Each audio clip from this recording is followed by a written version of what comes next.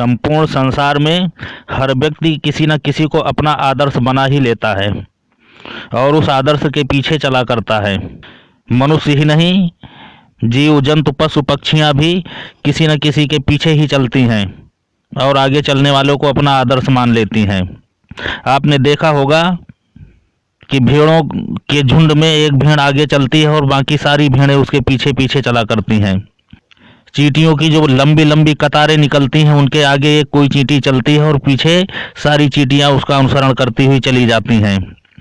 आकाश में उड़ने वाले पक्षी भी आगे एक पक्षी उड़ता है, उसके पीछे पीछे उड़ा करते हैं। यह ईश्वर प्रदत्त एक स्वभाव है। हर व्यक्ति अपना कोई आदर्श ढूंढता है और उसके पीछे चला करता है। अब आदर्श कैसा होना चाहिए, आप जिसके पीछे चल रहे हैं वह कैसा होना चाहिए, यह तो अपने स्वयं के विवेक से ही निर्णय लेना पड़ता है।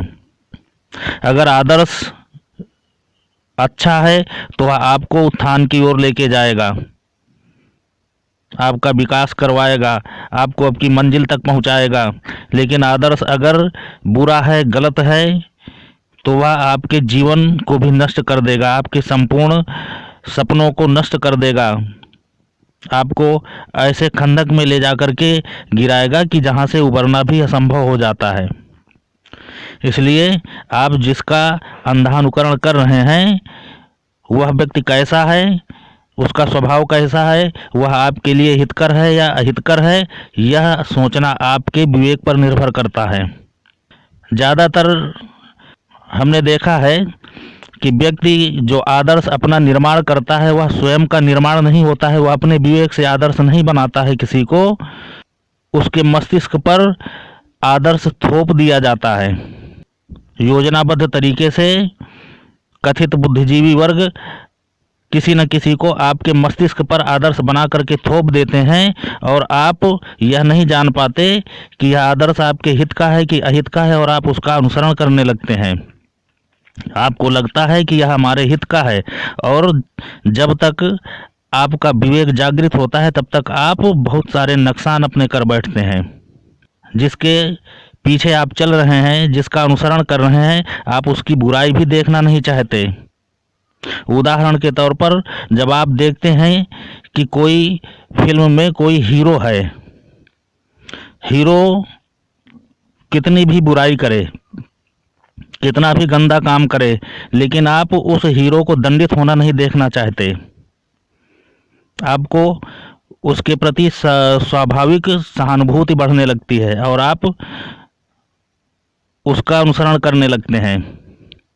फिल्मों में देखा होगा कि हीरो तमाम अनीति कार्य करता है, चोरी करता है, अच्छे संस्कारवान परिवारों में घुस करके उनकी घर में प्रेम के नाम पर महिलाओं को ठगता है, लूटता है, लेकिन आप उसको हीरो मानते हैं, उसमें कमी नहीं देखते, बल्कि आपको कमी उस पे दिखाई देती है कि जो अपनी बहन बेटी की रक्षा के लिए उस हीरो को मारता है, वो खलनायक आपके लिए बन जाता है।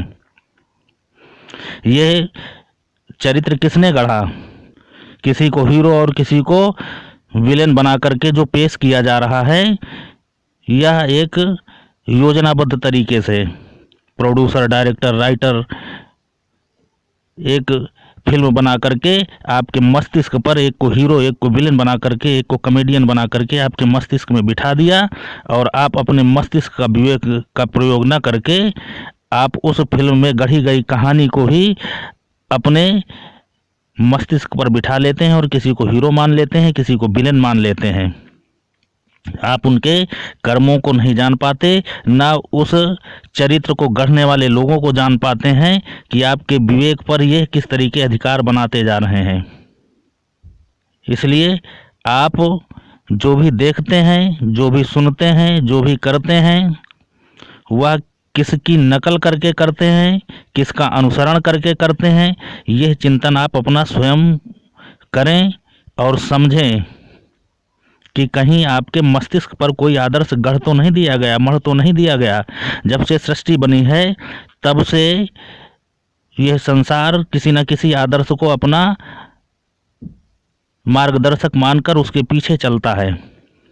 कभी राम आदर्श थे, कभी कृष्ण आदर्श थे, तमाम महापुरुष पैदा हुए, समाज उन आदर्श और महापुरुषों के पीछे चलता रहा है जो इस जीवन को उत्थान की ओर लेके जाएं, जो इस जीवन को विकास की ओर लेके जाएं। आदर्श अगर कोई संत, कोई सज्जन, कोई महापुरुष बनता है आपका, तो आपका जीवन उत्थान की ओर जाएगा।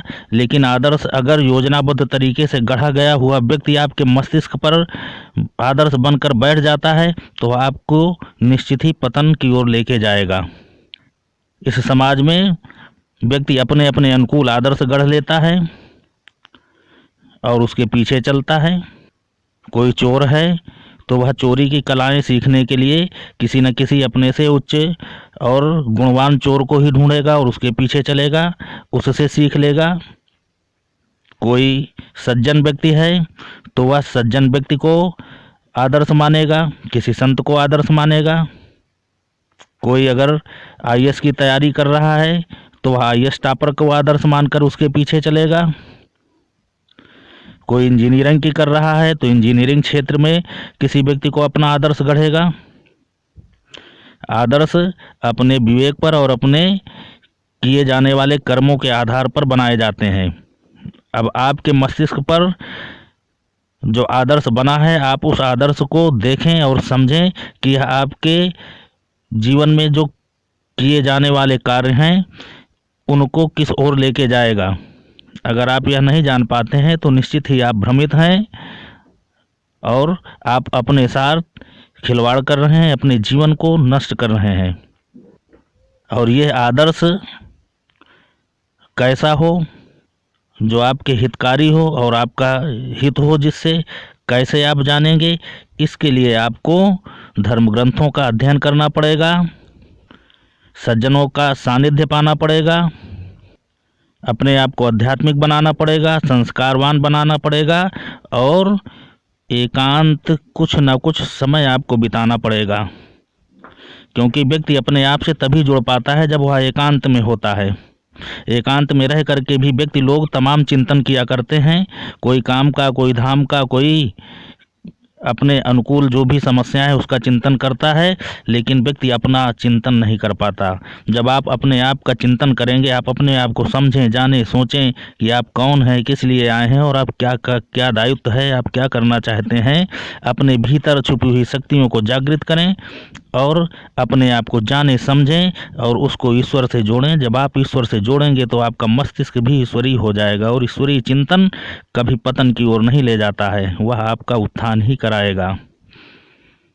तो विवेक जागृत करने का सबसे सहज और सरल उपाय है एकांत।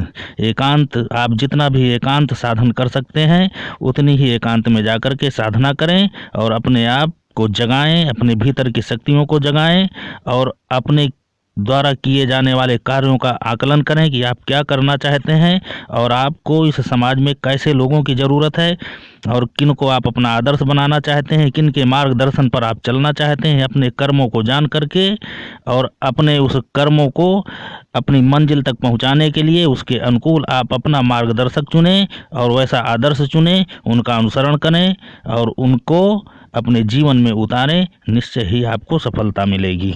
जय माता रानी, जय माता रानी।